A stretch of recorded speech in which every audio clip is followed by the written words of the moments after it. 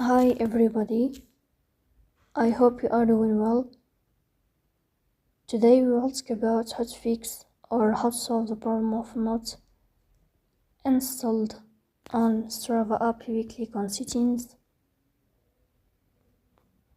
Here we click on apps, default apps, app settings.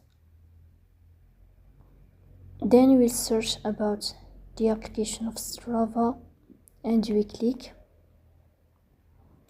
In this page of app info, you will click on first stop and you will click OK.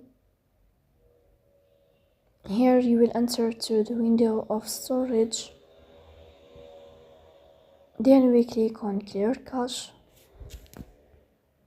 As you see in this page, you will turn on your airplane mode and you will turn off your airplane mode to fix that problem. So please don't forget to support us by liking.